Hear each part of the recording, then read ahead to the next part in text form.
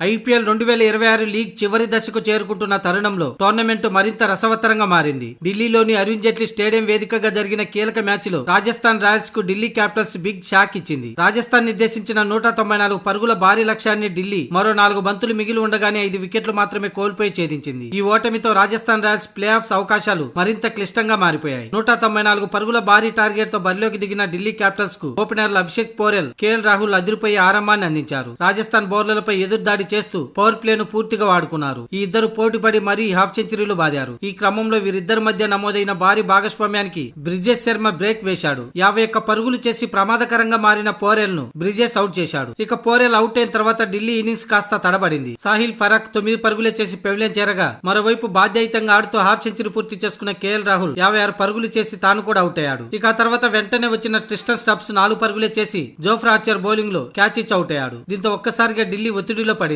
అయితే చివరి ఓవర్ల మ్యాచ్ ఉత్కంఠంగా మారిన వేళ క్రీజ్ లోకి వచ్చిన డేవిడ్ మిల్లర్ ఒక భారీ సిక్సర్ కొట్టి టచ్ లోకి వచ్చినట్టే కనిపించిన బ్రిజేష్ శర్మ బౌలింగ్ లో అవుట్ అయ్యాడు. కానీ ఆ దశలో captain Axar Patel young sensation Ashutosh శర్మతో కలిసి నెమ్మదిగా ఒత్తిడిని అధిగమించి ఆఖర్లో దూకుడుగా బ్యాటింగ్ చేస్తూ బౌండరీలతో విరుచుకుపడ్డారు. దీంతో మ్యాచ్ ను ఆఖరి ఓవర్లో మరో 4 బంతులు మిగిలి ఉండగానే ఢిల్లీ క్యాపిటల్స్ ను విజయ తీరాలకు చేర్చారు. 18 బంతుల్లో 34 పరుగులు చేశాడు అక్షర్ పటేల్. ఇక అశుతోష్ శర్మ 5 బంతుల్లో 18 పరుగులు చేశాడు. ఇక అంతకుముందు టాస్ ఓడి ముందుగా బ్యాటింగ్ చేసిన రాజస్థాన్ రాయల్స్ ఓపెనర్లు తొలి వికెట్ కు 19 పరుగులు జోడించారు. యశస్వి జైస్వాల్ 12 పరుగులే చేసి నిరాశపరచగా, వైభవ్ సూర్యవంశీ ఢిల్లీ బౌలర్లపై విరుచుకుపడ్డాడు. కేవలం 21 బంతులు 5 ఫోర్లు 3 సిక్సర్లతో 46 పరుగులు చేశాక అవుట్ అయ్యాడు. ఈ దశలో ధ్రువ్ జురెల్ తో కలిసి రియాన్ పరాగ్ 3వ వికెట్ కు 72 పరుగులు జోడించారు. దీంతో 14.1 ఓవర్లలో 2 వికెట్లు కోల్పోయి 161 పరుగులతో పటిష్ట స్థితిలో, అంటే 200కు పైగా టార్గెట్ ఉంచే రీతిలో వీరి బ్యాటింగ్ కొనసాగింది. కానీ ఆ తర్వాత వరుసగా వికెట్లను కోల్పోయింది రాజస్థాన్ రాయల్స్. ఢిల్లీ బౌలర్లు గట్టిగా పుంజుకోవడంతో కేవలం 33 రన్స్ మాత్రమే చేసి 6 వికెట్లను కోల్పోయింది. దీంతో 161 2 వికెట్లతో